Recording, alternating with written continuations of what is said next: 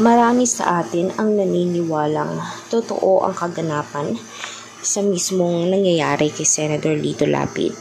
Siya mismo ay naging owner, naging mastermind, naging big boss, hari ng Pogo doon sa Pampanga. At hindi lamang Pampanga dahil meron pang Bamban Tarlac, meron din namang Kawit Cavite na ni-raid. Ang laki pala ng kanilang mga lugar at ng mga lupain. Paano kaya nila nakakayanang bilhin ito sa halagang bilyong-bilyong piso? Kung pagiging senador lang naman ang inaasahan ay hindi ito tiyak makakabili sa loob lamang ng isang taon.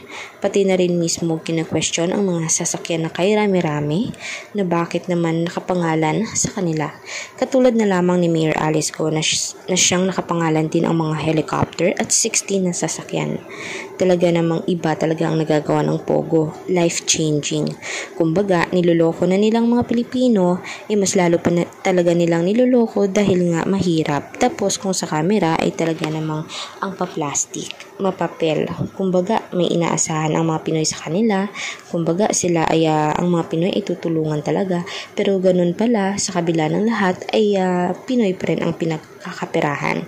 Dapat ang mga ganitong sistema at ang mga ganitong senador ay nakukulong agad. Agree ba kayo dito mga kanetizen? I-komento nyo sa baba ang inyong pinaghihinala ang kasamahan pa niya. At huwag kalimutan natin mag-subscribe, i-like at i-share nating videos in public. Salamat po.